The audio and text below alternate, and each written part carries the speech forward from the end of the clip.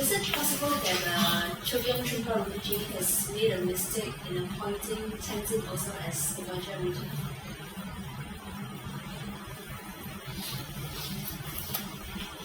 I don't think, and I'm going to say this not to protect him, I don't think Rinpoche made a mistake. I think Rinpoches give people a chance to reach their potential. And sometimes they fail themselves. But you see, by him giving Tenzin Osel the regency, it was to give Tenzin Osel, let it know that he has the potential to become that, and don't waste it. So I don't think Rinpoche makes mistakes, because there are a few people that hang around high-level Rinpoches or teachers, whatever, that fail their teachers. But it doesn't mean that the teacher didn't see that they have those qualities and they give them a chance. So once they give them a chance, it's up to them whether they want to achieve that or not. For example, there are people in China who go around the country scouting for athletes. And they find kids that have special limbs and body developments, and they have a way of looking at them that these people should go out to be potential athletes because they train for them. So when they take them to an athletic academy to train up, because that's what they do there, to train up, some of the kids fail, some don't. Why? They have the potential, but they didn't push it. Yeah, but he appointed him as the lineage holder of his teachings. No. I mean, that is such a big responsibility. But it was taken away. It was taken away. So my point is this, is that according to this book, this person, Tenzin Osel, was very charismatic, spoke very well, had high intelligence, and basically was very devoted to religion. But when he was given the position, he can go two ways.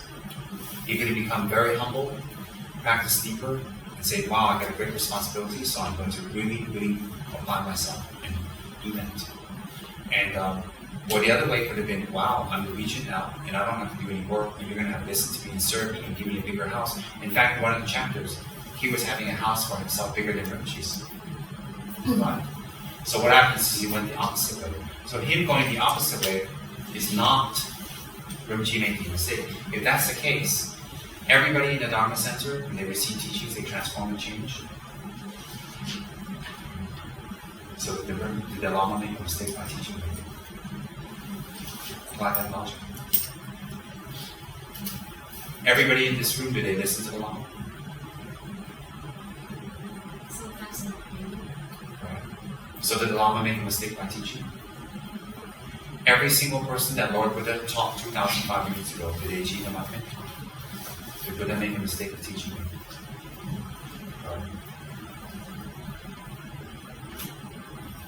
Absolutely right. But a lot of people disappoint themselves, and inverted commas disappoint their Rinpoches when they give them potential. They don't. They put them through training, they run away. They give them a chance, they turn up the volume to help them, they run away, they escape. They look for ways to escape, they justify, they cover, they criticize the Lama, they criticize the method, they question the method, and they say all types of negative things, and they doubt, and then they gossip among themselves, and then they make the gossip bigger, and then they doubt, and then their mood changes, and their face becomes black, their whole body language becomes aggressive, and their whole demeanor changes. So what the Rinpoche does, he gives them another method that's much slower. Much, much slower. So what happens is, whenever you meet a Rinpoche, or whenever you meet your teacher, the first thing to do is to put you through training. If you run, you escape, you're not cooperative. You may think that you got away, and that you got an easier method, or simpler, but actually you're asking for more trouble. Why? The very thing you run away from is the very thing that will come and get you again. The very thing you run away from is the very thing that will come and get you again. So a lot of people like to read about the training other people get, or to glamorize it, or romanticize it, and say, wow, but when it's applied to them, you know. For example, there are people I assign to the committees, or people want to be in the committees. Does everybody do their duty, or they find excuses not to?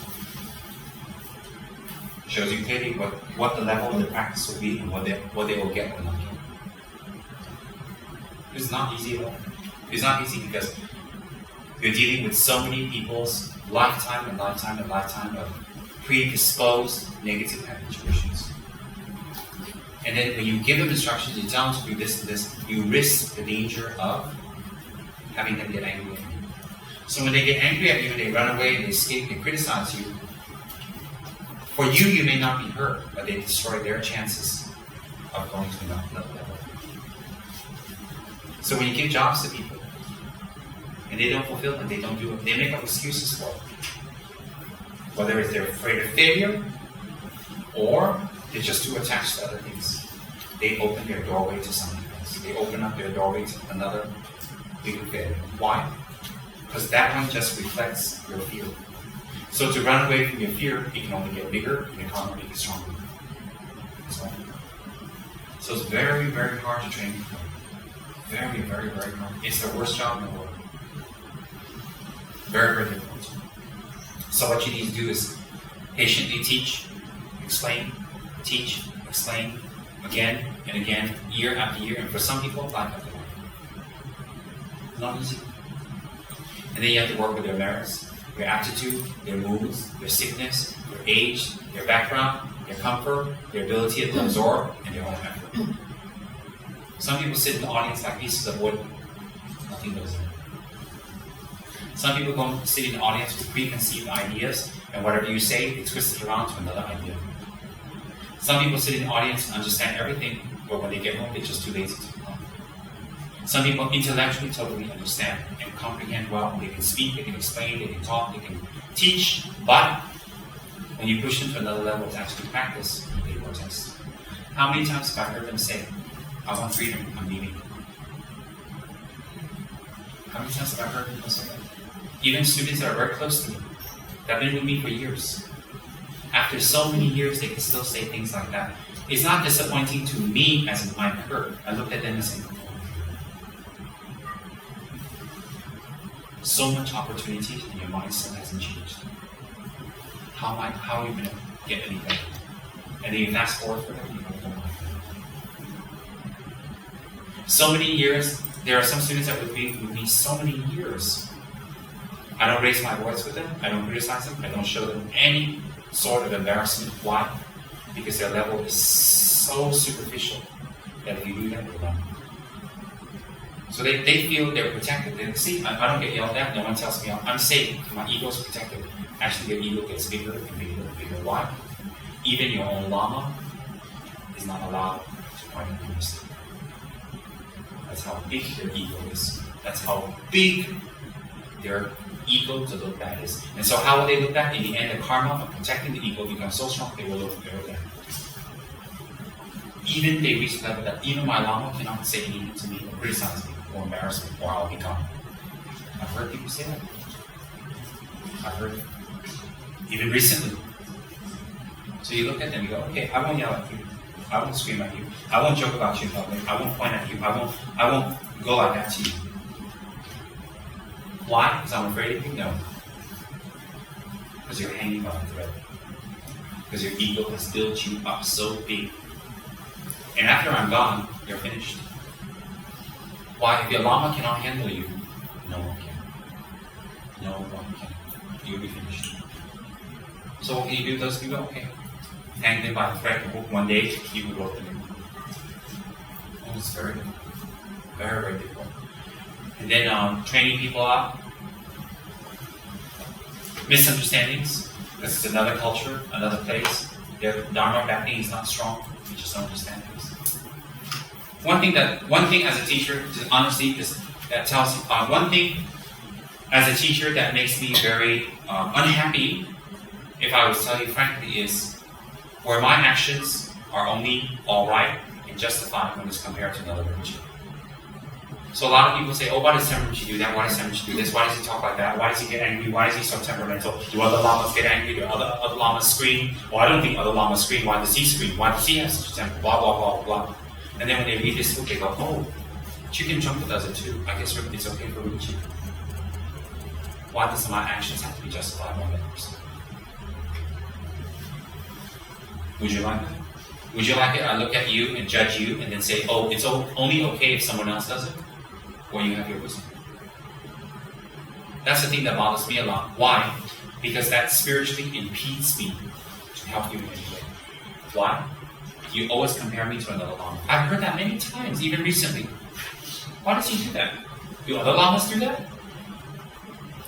Then you can even have very senior students in Dharma decades who are totally in darkness and ignorance because they actually don't study, they've just been in Dharma for a long time. And then they stop ignorance and they increase other people's ignorance. Very dangerous. Why is that very dangerous? You look at their action, you look at their attainments, you look at their accomplishments, you look at who they are, you already know that. Although in the Dharma for so long, no results. Just very clearly, you can look at their body. Why? Do they dedicate themselves to others, or are they stuck just with their own families? Do they use their wealth for others, or they just take care of themselves? Do they eat all day long and just sit around looking for food, or are they actually using bodies to benefit others? So you can see if they've been in Dharma that long, how much action they do to benefit others will reflect their length in Dharma. So they can give their body, speech, and mind for others in Dharma, they're quite accomplished. Quite accomplished. Why are they accomplished? They practice what they have done. They put into action what they believe. That's why. So they're still house husbands and housewives and hanging around and talking about their sisters, their daughters, their sons. They're only worried about their husband, they're only about their wives and when they're getting a meal, and they're tired or sleepy. And that's all they're concerned about. And they stop Dharma. I don't listen. I just go, oh yeah, I just smile. Why? Senselessness. How much they do is how much they sacrifice. How much accomplished they are is how much they do for others. How much good things they're going to get is how much they can sacrifice for others. That's what Lama Chopa says. That's what Pension Lama says. It's very, very simple. So why look at a person criticizing your Lama? Why look at a person criticizing your Lama when your Lama is working 24/7 for others and has been involved in Dharma for decades and dedicated himself for others and has nothing but work for others, and then you hear another person criticize your Lama and you believe the criticism of that person who does nothing for Dharma? So then they judge the Rinpoches on forums here and there, they talk to people and they gossip and they joke and they talk back and forth and and they say all these things, and then, oh, it's alright because I read that in that book, that Rinpoche does it too, so it's okay for my Rinpoche to do it. Very bad. Very, very, very, very bad. Why? Why?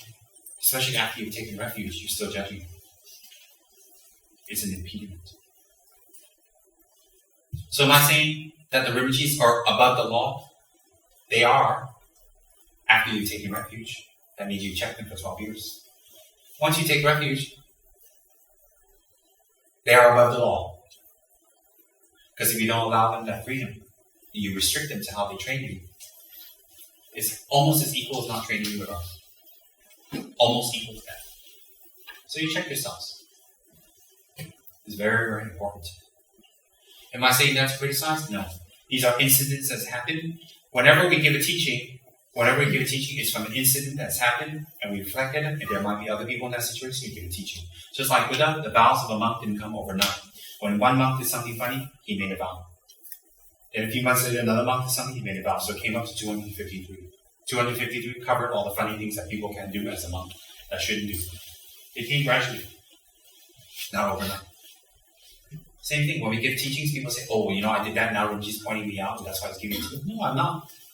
I'm not pointing you out. I'm using you as a inspiration to speak about the subject. Very, very simple. So, for a teacher, what's very difficult is they're scrutinized by everybody. In a room, there's 20 people. They have 20 views about how a teacher can act, cannot act, can and cannot do. Totally restricted. So, if a Rinpoche can overcome that and still teach and help you, wow. That's certainly an incredible achievement. Incredible. So, how do we go to the next level? However you want to train your Rinpoche, train. When we have that attitude, we surrender. If we have that attitude and surrender, a lot of the training is already unnecessary. So the very thing we're afraid of that we might get accused of or we might be ripped apart and exposed is already gone. Fear is fear itself. Fear is fear itself. That's what people don't understand. And people, even in this room, have many restrictions. Some people in this room, of how they can be taught the Dharma. Many, many restrictions. And those are the restrictions that make you not achieve. And that's why I keep stressing, life is so short. For this corpse of a body, we have so many conditions. And that's the most difficult. Is once you read that, oh, now I understand why Tsem Rinpoche does that. And that's another way of saying, it's all up there. Someone else does that. And that's very disturbing. Why? Even your teachers are put into a samsaric box. Can and cannot.